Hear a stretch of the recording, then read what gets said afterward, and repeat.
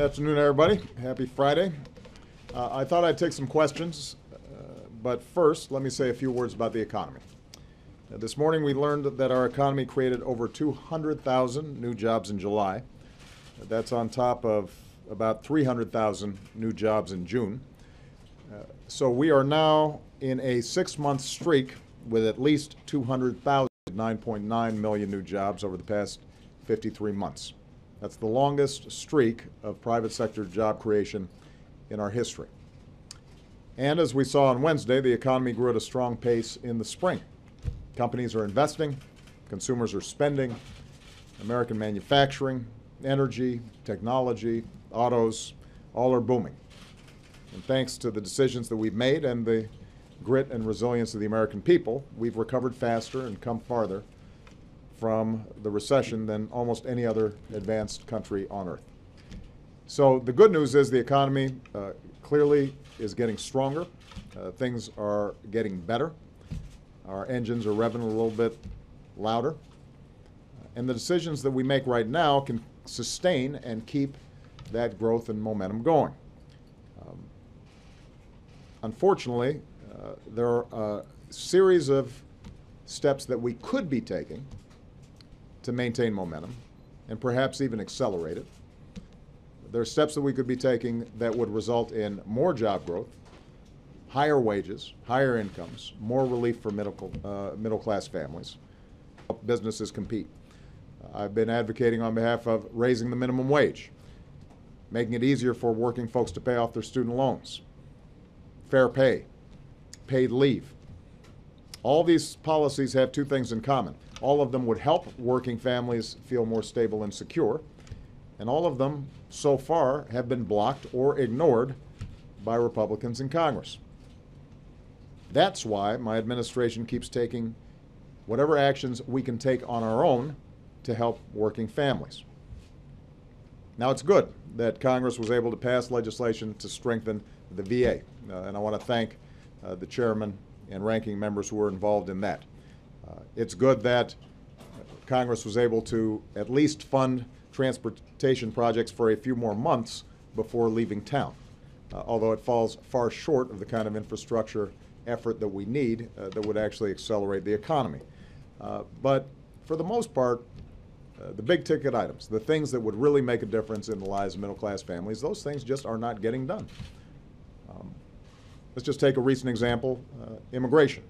Between Democrats and Republicans, between the administration and Congress, House Republicans, as we speak, are trying to pass the most extreme and unworkable versions of a bill that they already know is going nowhere, that can't pass the Senate, and that if it were to pass the Senate, I would veto. They know it. They're not even trying to actually solve the problem. This is a message bill that they couldn't quite pull off yesterday, so they made it a little more extreme, so maybe they can pass it today, just so they can check a box before they're leaving town for a month. And this is on an issue that they all insisted had to be a top priority.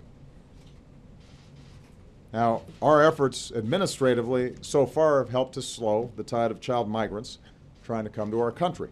But without additional resources and help from Congress, we're just not going to have the resources we need to fully solve the problem. That means while they're out on vacation, I'm going to have to make some tough choices to meet the challenge, with or without Congress. And yesterday, even though they've been sitting on a bipartisan immigration bill for over a year, House Republicans suggested a statement suggesting I should act on my own because they couldn't pass a bill. So immigration has not gotten done. A student loan bill that would help folks who have student loan debt consolidate and refinance at lower rates, that didn't pass. The transportation bill that they did pass just gets us through the spring when we should actually be planning years in advance. States and businesses are raising the minimum wage for their workers because this Congress is failing to do so. Even basic things like approving career diplomats for critical ambassadorial posts aren't getting done. Last night, for purely political reasons, Senate Republicans, for a certain period of time, blocked our new ambassador to Russia. it raised such an uproar that finally they went ahead and let our Russian ambassador pass at a time when we are dealing every day with the crisis in Ukraine. They're still blocking our ambassador to Sierra Leone. Partisan support in countries around the world where we have to have a presence. The bottom line is this: we have come a long way over the last 5.5 years. Our challenges are nowhere near as daunting as they were when I first came into office. But the American people demand and deserve a strong and focused effort on the part of all of us to keep moving the country forward and to focus on their concerns. And the fact is, we could be much further along, and we could be doing even better, and the economy could be even stronger, and more jobs could be created if Congress would do the job that the people sent them here to do. And I will not stop trying to work with both parties to get things moving faster for middle-class families and those trying to get into the middle class. When Congress returns next month, my hope is that instead of simply trying to pass partisan message bills on party lines that don't actually... A ceasefire in Gaza when one of its soldiers appears to have been abducted, and when Hamas continues to use its network of tunnels to launch attacks. And also, have you seen Israel act at all on your call to do more to protect civilians? Well, first of all, I think it's important to note that we have, and I have, unequivocally condemned Hamas and the Palestinian factions that were responsible for killing 2 Israeli soldiers and abducting a third almost minutes after a ceasefire had been announced. And the UN has condemned them as well. And I want to make sure that they are listening. If they are serious about trying to resolve this situation, that soldier needs to be unconditionally released, can be used to launch terrorist attacks. And so, not only have we been supportive of Israel in its right to defend itself, but in very concrete terms, for example, in support for the Iron Dome program that has intercepted rockets that are firing down on Israeli cities. We've been, trying to cooperate as much as we can to make sure that Israel is able to protect its citizens. Now, at the same time, we've also been clear that innocent civilians in Gaza caught in the crossfire have to weigh on our conscience, and we have to do more to protect them. A ceasefire was one way in which we could stop the killing, to step back and to try to resolve some of the underlying issues that have been building up over quite some time. Hard. He has endured on many occasions really unfair criticism, simply to try to get to the point where the killing stops and the underlying issues about Israel's security, but also the concerns of Palestinians in Gaza can be addressed. We're going to keep working towards that. It's going to take some time. I think it's going to be very hard to put a ceasefire back together again if Israelis and the international community can't feel confident that Hamas can follow through on a ceasefire commitment. And it's not particularly relevant whether a particular leader in Hamas ordered this abduction. The point is that when they sign on to a ceasefire, they're claiming to speak for all the Palestinian factions. And if they don't have control of them, and just moments after a ceasefire is signed, you have Israeli soldiers being killed, and the national security team is in constant communication with the Israeli military. I want to see everything possible done to make sure that Palestinian civilians are not being killed. And it is heartbreaking to see what's happening there. And I think many of us recognize the dilemma we have. On the one hand, Israel has a right to defend itself, and it's got to be able to get at those rockets and those tunnel networks. On the other hand, because of the incredibly irresponsible actions on the part of Hamas to oftentimes house these rocket launches right in the middle of civilian neighborhoods, we end up seeing people who had nothing to do with these rockets ending up being hurt. Part of the reason why we've been pushing so hard for a ceasefire is precisely because it's hard to reconcile Israel's legitimate need to. Okay. Bill Plant. Mr. President, like that ceasefire, you've called for diplomatic solutions not only in Israel and Gaza, but also in Ukraine, in Iraq, to very little effect so far. Has the United States of America lost its influence in the world? Have you lost yours? Yeah. Look, this is a common theme that folks bring up. Apparently, people have forgotten that America, as the most powerful country on earth, still does not control everything around the world. And so, our diplomatic efforts often take time. They often will see progress and then a step backwards. That's been true in the Middle East. That's been true in Europe. That's been true in Asia. That's the nature of world affairs. It's not neat and it's not smooth. But if you look at, for example, Ukraine, we have made progress in delivering on what we said we would do.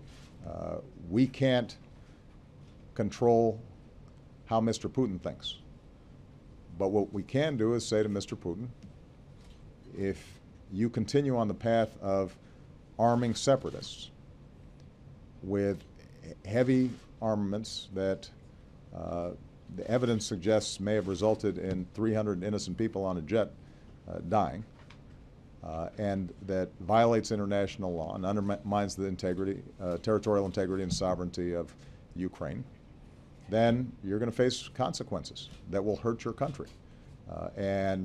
There was a lot of skepticism about our ability to coordinate with Europeans for a strong series of sanctions. And each time we have done what we said we would do, including this week when we put in place sanctions that have an impact on key sectors of the Russian economy, their energy, their defense, their financial systems. It hasn't resolved the problem yet. I spoke to Mr. Putin this morning, and I indicated to him, just as we will do what we say we do in terms of sanctions, we'll also do what we say we do in terms of wanting to resolve this issue diplomatically if he takes a different position. If he respects and honors the right of Ukrainians to determine their own destiny, then it's possible to make sure that Russian interests are addressed, that are legitimate, and that Ukrainians are able to make their own decisions, and we can resolve this conflict and end some of the bloodshed. But the point is, though, Bill, that if you look at the 20th century and the early part of this century, there are a lot of conflicts that America doesn't resolve. That's always been true. That doesn't mean we stop trying. And it's not a measure of American influence on any given day or at any given moment that there are conflicts around the world that are difficult. Conflict in Northern Ireland raged for a very, very long time until finally something broke where the parties decided that it wasn't worth killing each other. The Palestinian-Israeli conflict's been going on even longer than you've been reporting. I don't think at any point was there a suggestion somehow that America didn't have influence just because we weren't able to finalize a Israeli-Palestinian peace deal. You will recall that situations like Kosovo and Bosnia raged on for quite some time, and there was a lot more death and bloodshed than there has been so far in the Ukrainian situation before it ultimately did get resolved. And so I recognize with so many different issues popping up around the world, sometimes it may seem as if this is an aberration or it's unusual. But the truth of the matter is that there's a big world out there, and that as indispensable as we are to try to lead it, there's still going to be tragedies out there, and there are going to be conflicts, and our job is to just make sure that we continue to project what's right, what's just, and that we're building coalitions of like-minded countries and partners in order to advance not only our core security interests but also the interests of the world as a whole. You think you could have done more? On which one? On any of them? Well, look, I think, Bill, the nature of being president is that you're always asking yourself, what more can you do? But with respect to, let's say, the Israeli-Palestinian issue, this administration invested an enormous amount to try to bring the parties together around a framework for peace and a two-state solution. John Kerry invested an enormous amount of time. In the end, it's up to the two parties to make a decision. We can lead them to resolve some of the technical issues and to show them a path, but they've got to want it. With respect to Ukraine, I think that we have done everything that we can to support the Ukrainian government and to deter Russia from moving further into Ukraine. But short of going to war, there are going to be some constraints in terms of what we can do if President Putin and Russia are ignoring what should be their long-term interests. Right now, what we've done is impose sufficient costs on Russia that, objectively speaking, President Putin should want to resolve this diplomatically, get these sanctions lifted, get their economy growing again, and have good relations with Ukraine. But sometimes people don't always act rationally, and they don't always act based on their medium or long-term interests. That can't deter us, though. We've just got to stay at it. Wendell. President, Republicans point to some of your executive orders as reason they say that they can't trust you to implement legislation as they pass. Even if you don't buy that argument, do you hold yourself totally blameless in the inability, it appears, to reach agreement with the Republican-led House? Well, Wendell, let's just take the recent example of immigration. A bipartisan bill passed out of the Senate, co-sponsored by not just Democrats, but some very conservative Republicans who recognized that the system currently is broken. And if, in fact, we put more resources on the border, provide a path in which those undocumented workers who've been living here for a long time and may have ties here are coming out of the shadows, paying their taxes, paying a fine, learning English, if we fix the legal immigration system so it's more efficient, if we are attracting young people who may have studied here to stay here and create jobs here, that all is going to be good for the economy. It's going to reduce the deficit. It might have forestalled some of the problems that we're seeing now in the Rio Grande Valley and with these unaccompanied children. And so we have a bipartisan bill, Wendell, bipartisan agreement supported by everybody from labor to the evangelical community to law enforcement. So the argument isn't between me and the House Republicans. It's between the House Republicans and the Senate Republicans, and House Republicans and the business community, and House Republicans and the evangelical community. I'm just one of the people they seem to disagree with on this issue. So that's on the comprehensive bill. So now we have a short-term crisis with respect to the Rio Grande Valley. They say we need more resources.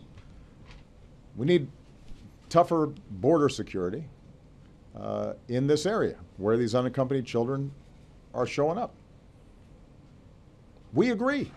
So we put forward a supplemental to give us the additional resources and funding to do exactly what they say we should be doing. And they can't pass the bill. They can't even pass their own version of the bill.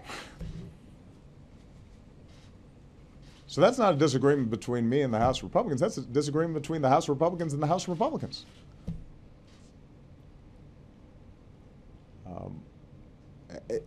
The point is that on a range of these issues, whether it's tax reform, whether it's reducing the deficit, whether it's rebuilding our infrastructure,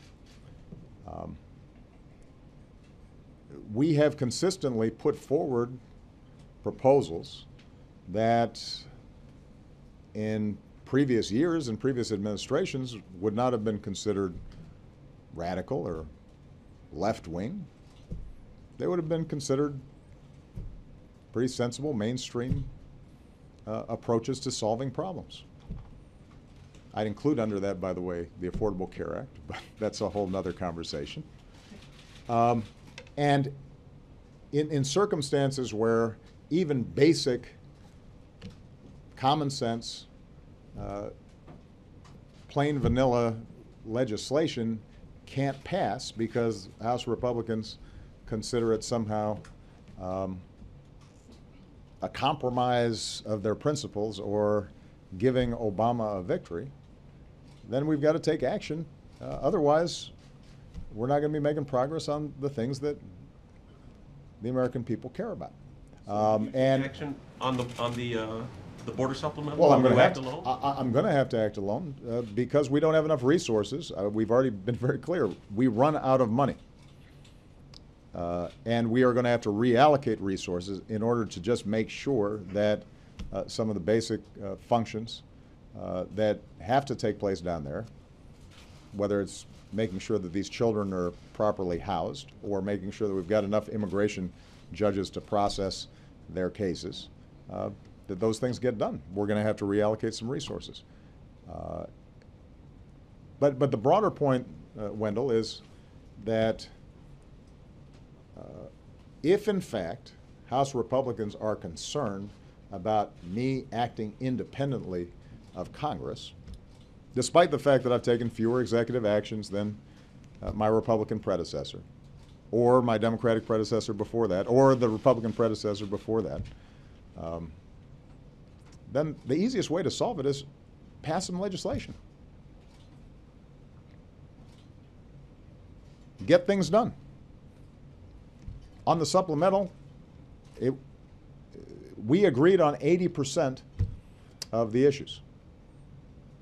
There were 20% of the issues that perhaps there were disagreements between Democrats and Republicans. As I said to one Republican colleague who was down here that I was briefing about some national security issues, why wouldn't we just go ahead and pass the 80% that we agree on, and we'll try to work to resolve the differences on the other 20%? Why wouldn't we do that? And he didn't really have a good answer for it.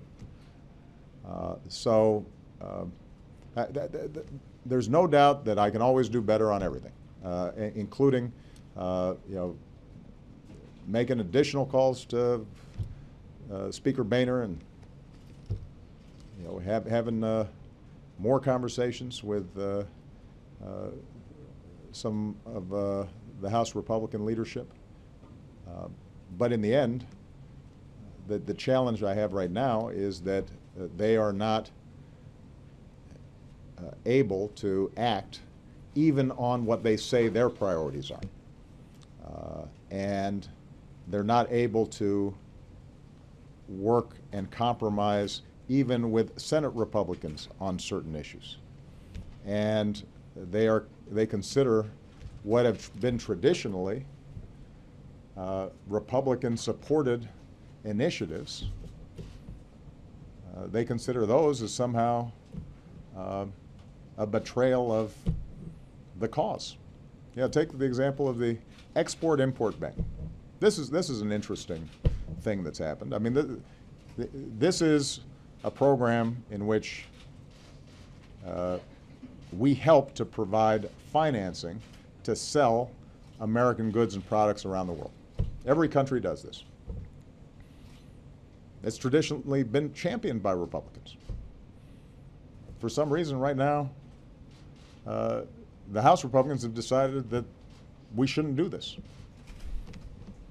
which means that when American companies go overseas and they're trying to close a sale on selling Boeing planes, for example, or a GE turbine or some other American product that has all kinds of subcontractors behind it and is creating all kinds of jobs, and all sorts of small businesses depend on that sale, and that American company is going up against a German company or a Chinese company, and the Chinese and the German company are providing financing and the American company isn't, we may lose that sale.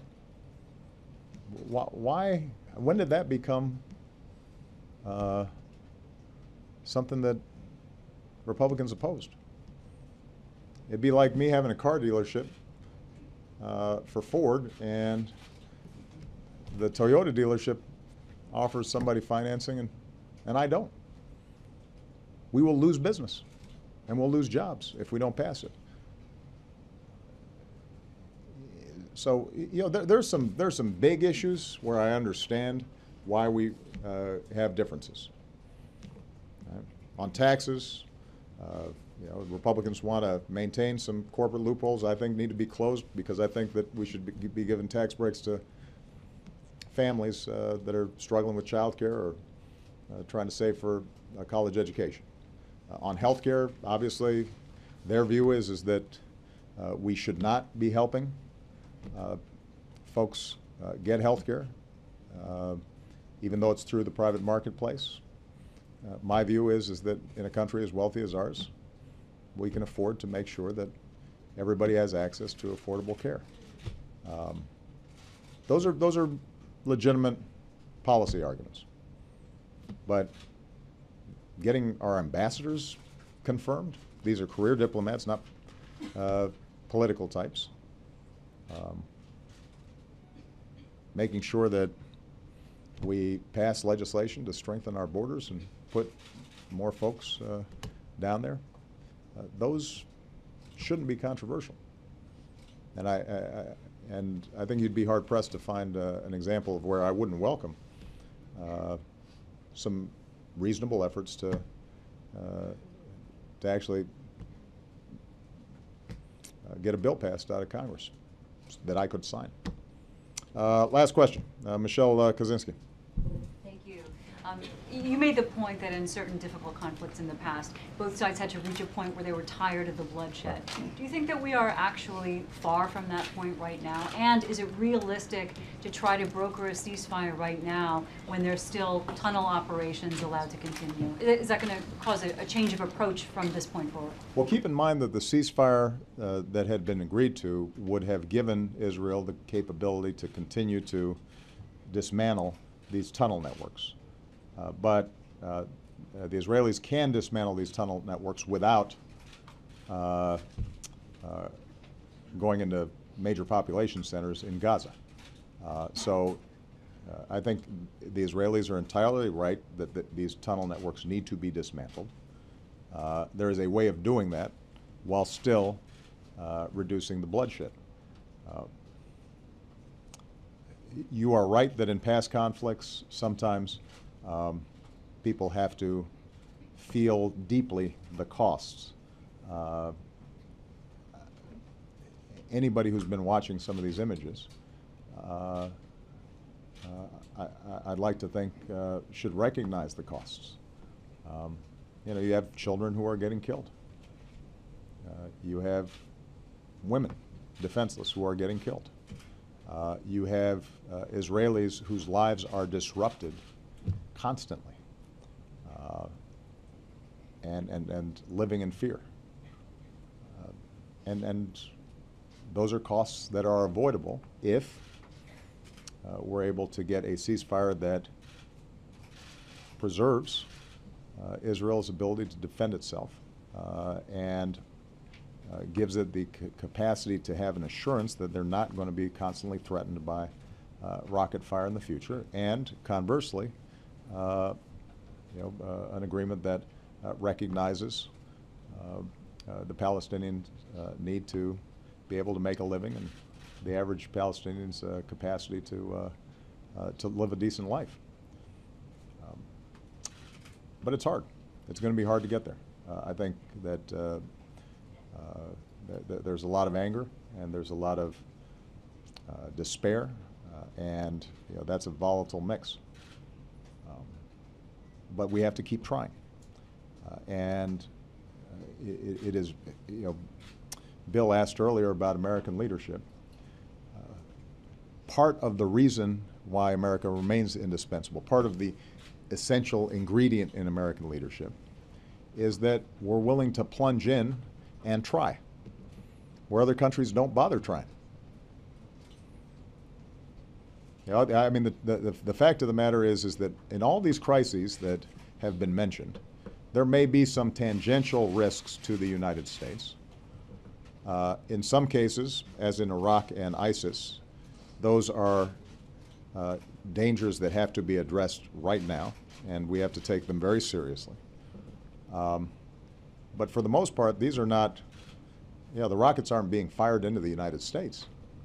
The reason we are concerned is because we recognize we've got some special responsibilities. We have to have some humility about what we can and can't accomplish. We have to recognize that our resources are finite, and we're coming out of a decade of war, and our military has been stretched very hard, as has our budget. Nevertheless, we try. We go in there and we make an effort. And when I see John Kerry going out there and trying to broker a ceasefire, we should all be supporting him. There shouldn't be a bunch of complaints and second guessing about, well, it hasn't happened yet, or nitpicking before he's had a chance to complete his efforts. Because I tell you what, there isn't any other country that's going in there and making those efforts. And more often than not, as a consequence of our involvement, we get better outcomes. Not perfect outcomes, not immediate outcomes, but we get better outcomes. And that's going to be true with respect to the Middle East. That's going to be true with respect to Ukraine. That's going to be certainly true with respect to Iraq. I think it's useful for me to end by just reminding folks that in my first term, if I had a press conference like this, typically, everybody'd want to ask about the economy and how come jobs weren't being created, and how come the housing market's still bad, and why isn't it working? And, well, you know what? Well, we did work, and the economy's better. And when I say that we've just had 6 months of more than 200,000 jobs, that hasn't happened in 17 years, that shows you the power of persistence. It shows you that if you stay at it, eventually we make some progress. All right? I thought that you guys were going to ask me how I was going to spend my birthday. What happened to the happy birthday thing? I will address 2 points. I'll address. Hold on, guys. Come on. There's just. You're not that pent up. I've been giving you questions lately. On Brennan and the CIA, the RDI report has been transmitted. The declassified version that will be released at the pleasure of the Senate committee. I have full confidence in John Brennan. I think he has acknowledged and directly apologized to Senator Feinstein that CIA personnel did not properly handle an investigation as to how certain documents that were not authorized to be released to the Senate staff got somehow into the hands of the Senate staff. And it's clear from the IG report that some very poor judgment was shown in terms of how that was handled. Keep in mind, though, that John Brennan was the person who called for the IG report. And he's already stood up a task force to make sure that lessons are learned and mistakes are resolved. With respect to the larger point of the RDI report itself, even before I came into office, I was very clear that in the immediate aftermath of 9/11, we did some things that were wrong. We did a whole lot of things that were right, but we tortured some folks.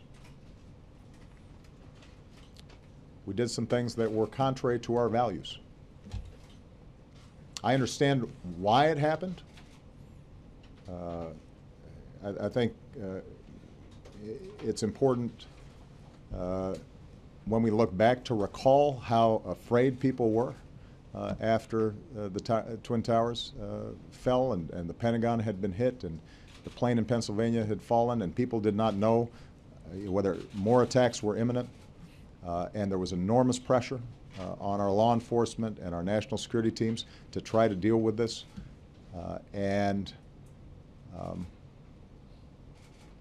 It's important for us not to feel too sanctimonious in retrospect about the tough job that those folks had. And a lot of those folks were working hard under enormous pressure and are real patriots. But having said all that, we did some things that were wrong. And that's what that report reflects. And that's the reason why after I took office, one of the first things I did was to ban some of the extraordinary interrogation techniques that are the subject of that report. And my hope is that this report reminds us once again that the character of our country has to be measured in part not by what we do when things are easy, but what we do when things are hard. And when we engaged in some of these enhanced interrogation techniques that I believe, and I think any fair-minded person would believe, were torture, we crossed the line. And that needs to be needs to be understood and accepted. And we have to, as a country, take responsibility for that, so that hopefully we don't do it again in the future. Now, I gave you a question. So the we've got a U.S.-Africa summit coming up next week. It is going to be an unprecedented gathering of African leaders. The importance of this for America needs to be understood. Africa is one of the fastest growing continents in the world. You've got 6 of the 10 fastest growing economies in Africa. You have all sorts of other countries like China and Brazil and India deeply interested in working with Africa, not to extract natural resources alone, which traditionally has been the relationship between Africa and the rest of the world, but now because Africa is growing and you've got thriving markets and you've got entrepreneurs and extraordinary talent among the people there. And Africa also happens to be one of the continents where America is most popular. And people feel a real affinity for our way of life. And we've made enormous progress over the last several years in not just providing traditional aid to Africa, helping countries that are suffering from malnutrition or helping countries that are suffering from AIDS, but rather partnering and thinking about how can we trade more and how can we do business together. And that's the kind of relationship that Africa is looking for. And I've had conversations over the last several months with U.S. businesses, some of the biggest U.S. businesses in the world, and they say, Africa, that's one of our top priorities. We want to do business with those folks. And we think that we can create U.S. jobs and send U.S. exports to Africa, but we've got to be engaged. And so this gives us a chance to do that. It also gives us a chance to talk to Africa about security issues because, as we've seen, terrorist networks try to find places where governance is weak and security structures are weak, and if we want to keep ourselves safe over the long term, then one of the things that we can do is make sure that we are partnering with some countries that really have pretty effective security forces and have been deploying themselves in peacekeeping and conflict resolution efforts in Africa. And that ultimately can save us and our troops and our military a lot of money if we've got strong partners who are able to deal with conflicts in these regions. So it's going to be a terrific conference. I won't lie to you, traffic will be bad here in Washington. I know that everybody's been warned about that, but we are really looking forward to this, and I think it's going to be a great success. Now, last thing I'm going to say about this, because I know that it's been on people's minds, is the issue of Ebola. This is something that we take very seriously. As soon as there's an outbreak anywhere in the world of any disease that could have significant effects, the CDC is in communication with the World Health Organization and other multilateral agencies to try to make sure that we've got an appropriate response. This has been a more aggressive Ebola outbreak than we've seen in the past, but keep in mind that it is still affecting parts of 3 countries, and we've got some 50 countries represented at this summit. We are doing 2 things. With respect to the summit itself, we're taking the appropriate precautions. Folks who are coming from these countries that have even a marginal risk or an infinitesimal risk of having been exposed in some fashion, we're making sure we're doing screening on that end of, as they leave the country. We'll do additional screening when we're here. We feel confident that the procedures that we've put in place are appropriate.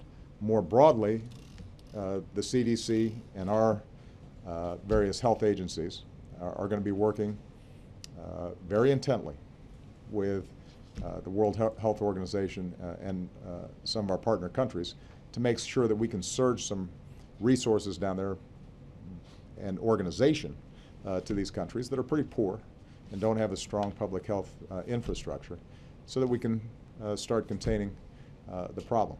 Keep in mind that Ebola is not something that is easily transmitted. That's why generally outbreaks dissipate. But the key is identifying, quarantining, isolating those who contract it and making sure that practices are in place that avoid transmission. And it can be done, but it's got to be done in an organized, systematic way, and that means that we're going to have to help these countries accomplish that. All right? Okay, there you go, April. That's what I was talking about. Somebody finally wished me happy birthday. Although it is until Monday. You're right. You're right. Thank you. Thank you so much. All right, guys.